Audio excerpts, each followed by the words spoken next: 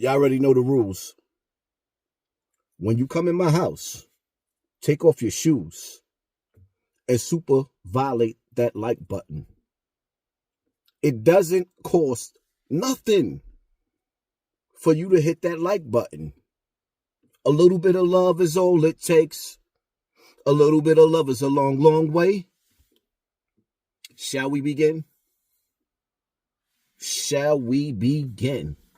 White men fight back, white men fight back. Here's what I don't understand. I'm looking at this rally where they're honoring Charles Kirk. White men fight back! White men fight back! White men fight back! I'm trying to understand that. White men fight back against what? Black people didn't have anything to do with this. White men fight back. First of all, what happened to him was horrible, but what does white men fight back mean? I think it was a white man that did this whole thing. So what are you saying white men fight back? Time to blame black people for what? This shit happened in Utah. There were no black people around. I've been to Utah.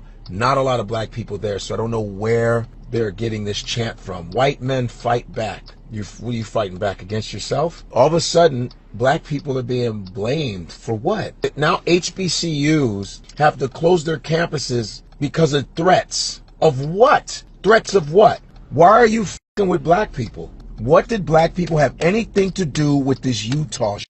All of a sudden you conjure up black people. It's always black people are in danger. HBCU campuses are closing because they didn't do a motherfucking thing. That makes no sense to me. We're in danger now because we didn't do nothing. We're always in danger. It's always black people. Black people this, black people that. We're minding our business. And there are actually black people that are mourning Charles Kirk. They're like, this is horrible, this is sad.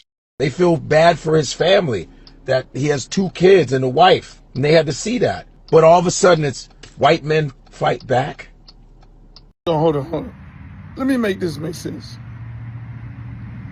Charlie Kirk gets killed by a white sniper. I don't promote anybody getting killed. That's his right to say what he want to say and how he want to say it. I'm a defender of free speech. Went all the way to the Supreme Court. But what I'm not understanding is why we got to close our historical black college universities because of threats. There wasn't no black person up there shooting Charlie Kirk. Why y'all making this? We sitting on the sideline. We ain't got nothing to do with this. That's y'all business. Y'all deal with this on your own.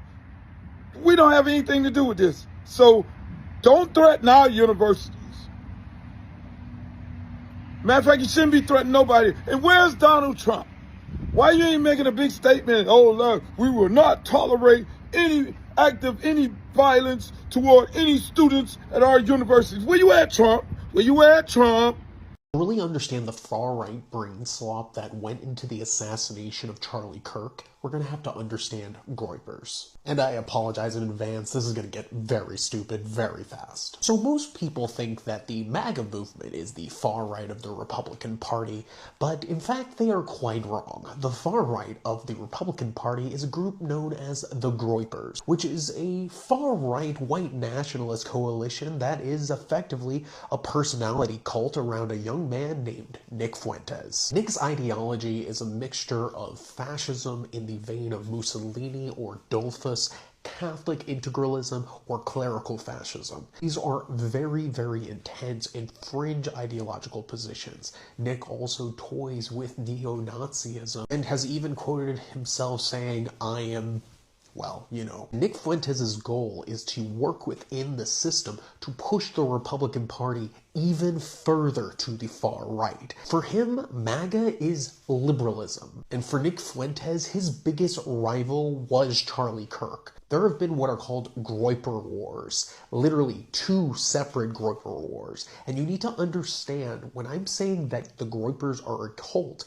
he even has groyper generals organized in a paramilitary fashion. Because Charlie Kirk had a massive organization, even back in 2019 when the first groyper war starts, of 400 chapters at universities across the United States. This meant that Nick saw Charlie as the main person to be taking down so that he would be able to influence young people in the Republican Party more.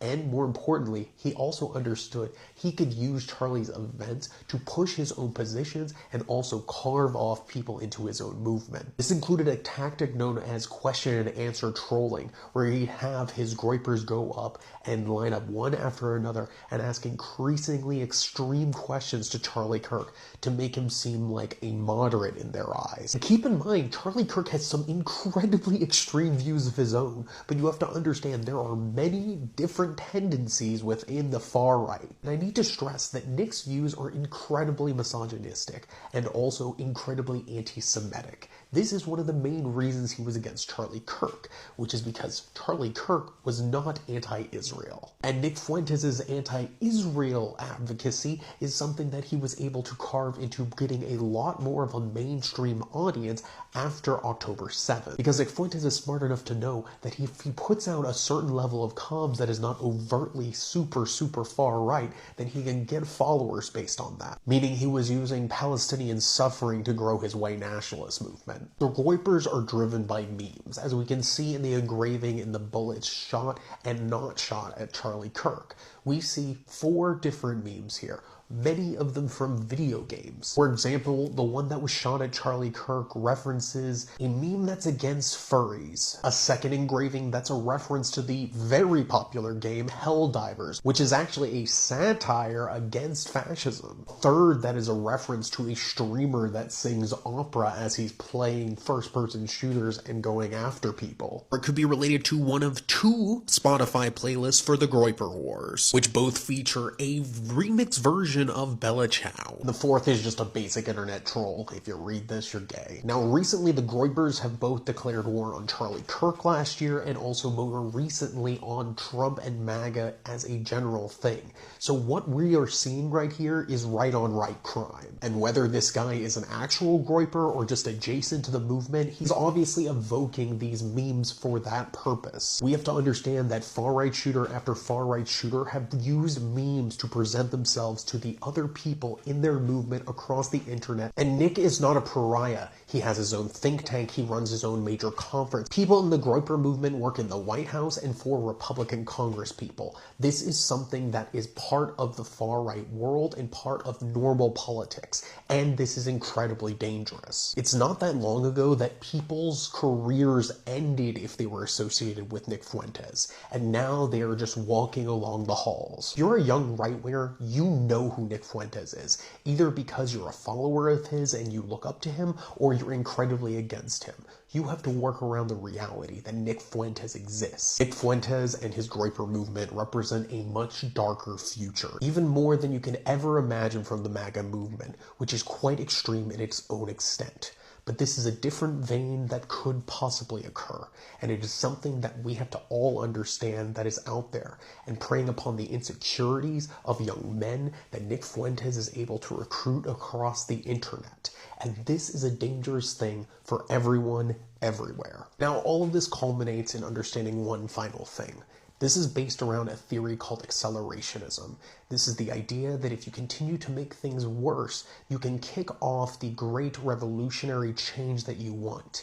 And for Nick, he wants to create the literal race war, that he can achieve his final battle in the fascistic sense of this, where all of his enemies are destroyed and he gets to reign supreme as the great leader. And that is a real thing that he wants. That is a real thing that his followers believe. And they are willing to do anything for Nick to make that happen. Thank you for watching. Please do some engagement and give me a donation if you can. Can we just have the Civil War already? Liberals need to experience losing something more than just an election. Like, we have actual soldiers, rednecks, people that have been living in the mountains for the last 20 years preparing for this. Liberals have people who don't know what gender they are, they don't know what bathroom to use, people legit pretending to be dogs and babies. I swear, the day that it kicks off, the liberal army is going to be wearing rainbow camo, marching in lockstep to Beyonce and Taylor Swift mashup remixes with weapons of inclusion, while we have rifles, gasoline, ATVs, and enough ammo to make Red Dawn look like a school play. I can guarantee there will be a large group of them wearing bicycle helmets and handing out diversity pamphlets. I mean, if it did kick off, it'd be over so quick. If it was a full-blown war, it would be over in at least, and I'm being generous, at least 2 months. We are past the point of reconciliation. We are past the point of working together. There's no working together. It's building up right now, and there's going to be some sort of spark that's going to kick this whole... And let me tell you something I've not shared with anybody, but the last message that Charlie Kirk gave to me before he joined his creator in heaven was he said that we have to dismantle and take on the radical left organizations in this country that are fomenting violence. That was the last message that he sent me before that assassin stole him from all of us.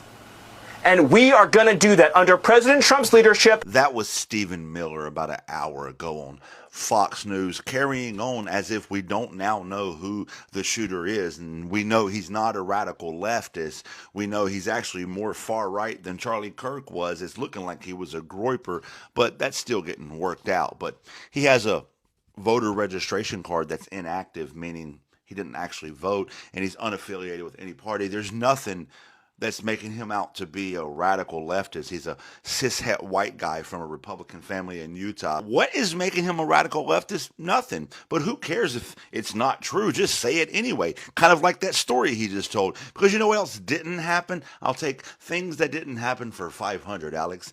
That wasn't the last message Charlie Kirk left for him. They're just turning this into this martyr deification scenario where we use the memory of Charlie Kirk to literally declare war on other Americans. And if you think they're not really going to do this, please understand that Stephen Miller is a top advisor to the president and one of the key authors of Project 2025, and he has a plan. I don't care how, it could be a RICO charge, a conspiracy charge, conspiracy against the United States, insurrection, but we are going to do what it takes to dismantle the organizations and the entities. You see, he has a plan, right? When people have a plan, it's a lot more serious than just yapping.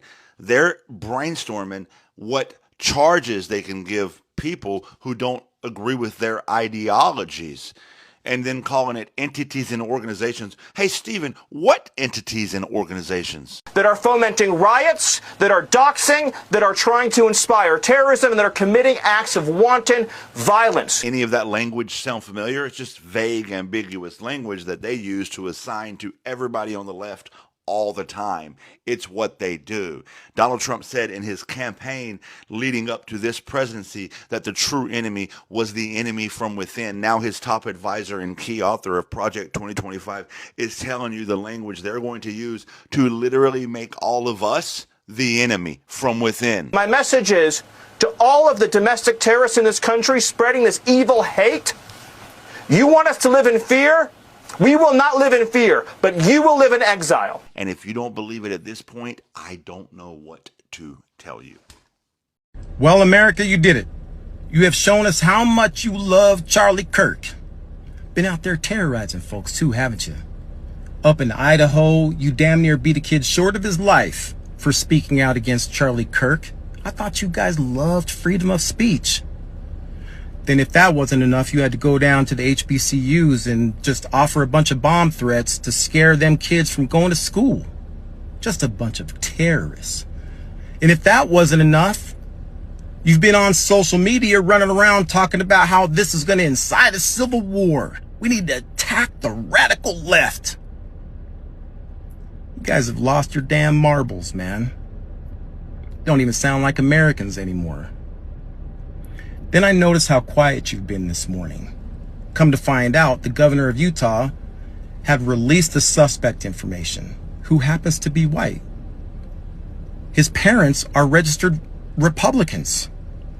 More than likely, in the city that they lived in, they probably belong to the predominant religion in the state, Christianity. And then it hit me that he checks off all the boxes as to who you are in the Republican Party and what you guys advocate constantly. You don't have anybody else to blame but yourselves. You are one weak mother. I'm gonna say it to you. A weak little libtard. You had to sit through that whole don't make this about race when it had nothing to do with fuck. And then you gotta point out once again it's white. Typically, it's not. Statistically speaking, 13%, 55% of the problems, you wanted to make it about race. There it is. But we did find out it was once again another liberal trans. Typical. It's funny, you sit here talking about the rights, talking about civil war, but yet it's your party that's constantly inciting it. Didn't you just try and take out Trump too? So, I have spent the last 20 days preaching against a civil war because it would be too easy. And the last thing I want to do is be taking out my own countrymen on American soil. So yes, the world has seen that the left is the problem. And obviously you still need to use your skin pigment as a fucking crutch. I'm guessing you were raised by victims, just like everyone else on the left. You're all butthurt that liberals are being held accountable now? Yeah, you reap what you sow, motherfucker. So again, tell me how the Americans, the party of hate and violence, the party that's burning down cities under black supremacy for a head named George Floyd. But we the ones causing violence. Shut the. It's time you left assume responsibility for what you have done. And that's one thing Democrats can't do. They have always blamed everyone else for their mistakes ever since the beginning. I love all of you. Free yourself from the Democrat plantation. I'm your Huckleberry. United we stand. Divided we fall. I'll be having people sit up there saying, hey, yo, Hodge, you getting soft. You be acting like you scared of something. I am. You ever seen the movie Spartacus? Or rather, the TV series Spartacus? When he was talking to Christus, and he told him, I am afraid. And Christus said to him, you afraid? Afraid of what? Not for myself, but for my people.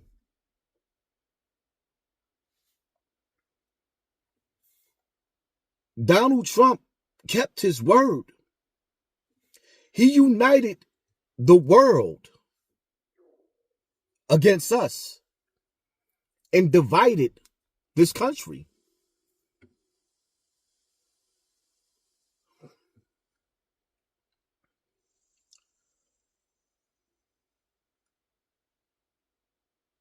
There are beautiful white people out there. I have white people that I've known for many, many years that are dope.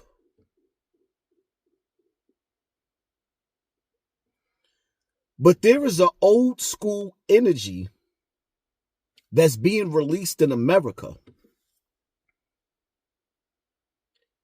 And they're craving blood like vampires. There is a picture being painted about Black America. And it's a nasty picture. Like we're parasites. Like we're unproductive. Like we're all on welfare. Like we are all violent. But that's not the case. See, the reality of it is, we're not the ones that make private jets with missiles. We're not the ones that make nuclear weapons. We're not the ones that brought death and destruction to every land we've touched. It's you, the warmongers. The warmongers. The ones who say the Pledge of Allegiance and tell the military, thank you for their services. Of doing what? Invading other people's lands under lies? Under lies. How do I tell a person of the military, thank you for your services, when you went over to Gaddafi's territory and aired him out when he was trying to liberate Africa and make them a superpower? A superpower. Give them financial freedom. But the colonizers, aka the Crusaders, they couldn't have that. So the same oppression that we have been forced into over there in Africa, in that big continent, is the same oppression when you sit up there and you say in America that we are 53% of the crime rate in America, first of all, y'all including all of the people from different islands, whether it be Africa, whether it be Honduras, whether it be from Jamaica, whether it be whatever. Y'all get the picture. We all bunched in. All black Americans is not criminals, for one. For two, when we had Black Wall Street, y'all dropped the bomb on us, baby. I used to love the song by the Gap Band. You dropped, when I was singing the song, I'm a kid thinking that the woman he's talking about dropped the bomb on him. She gave him some good loving. No. When I grew up and became an adult, this is when I realized when the Gap Band was singing, you dropped the bomb on me, baby. It was a song talking about how in America, the colonizers didn't like the fact that we were a successful people. So every time we elevated and uplifted our people, y'all reduced us to rebel. You got places like Lake Lanier, right? And many, many other places all over America that y'all flooded our communities. Now, I'm going to have to do a part 2 to this part right here. Because I'm asking myself, how did y'all flood us? Where did you get the water from? And then I look and I see what's going on in Hawaii and all throughout the South and all these towns that's been ravaged with waters. Y'all been had the machines, but that's a whole nother video. Our people created free lunch and welfare programs to take care of the poor out of taxes that we pay. And J. Edgar Hoover didn't like the fact that we was unifying, so he infiltrated us and flooded our communities with dope and knocked us back to the Stone Age. So when you see these white men with big mouths always talking about black crime rate, the nerve of you. Every time we try to rebuild, reorganize, and strengthen ourselves, y'all flood our community with drugs and then create the war on drugs. Scooby-Dooby-Doo? How, Slay? I'm going to say that again. Y'all hit us with the sonic boom, the dope era. And then came with the the crack era. And now, in today's time, we got so many different drugs out there that's flooded in our community that I can't even name them all. Now here comes Trump with the National Guard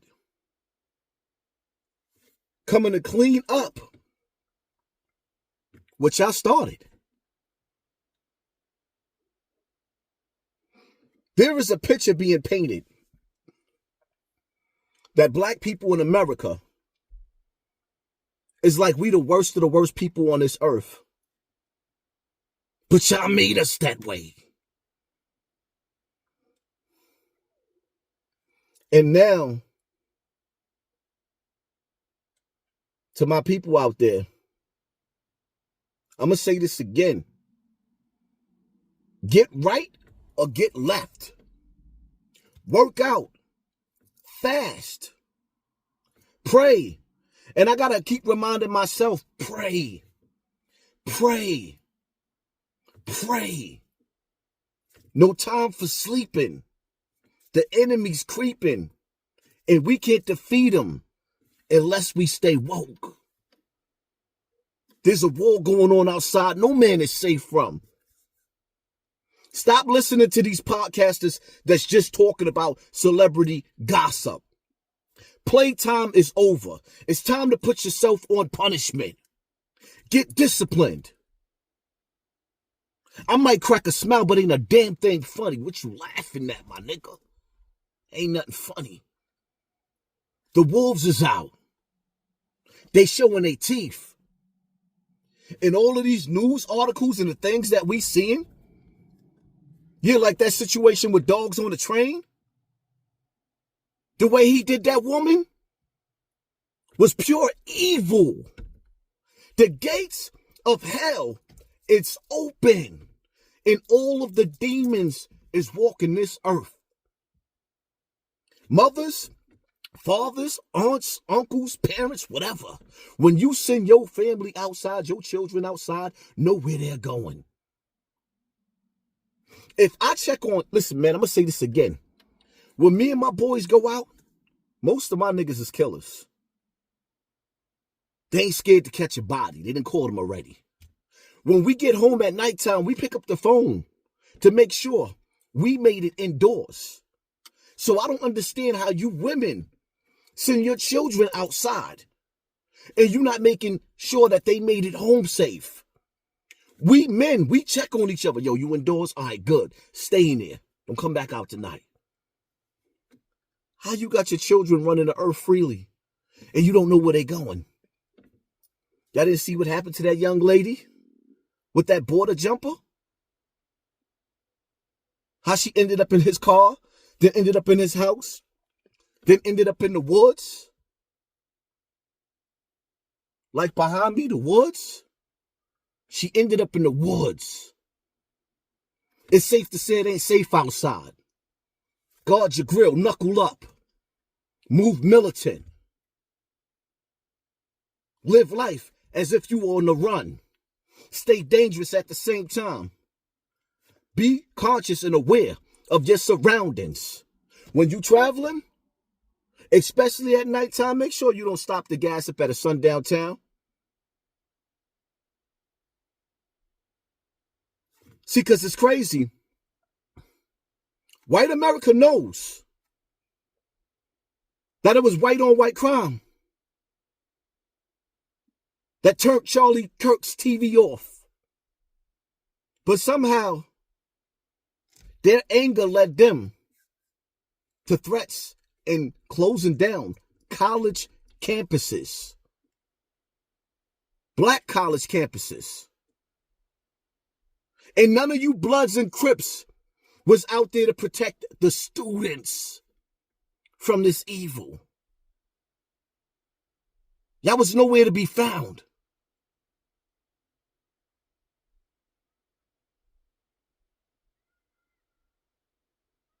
Evil can't wait to unleash these pit bulls. They showing their teeth. The wolves gotta eat. The question is, are you gonna find yourself on the menu?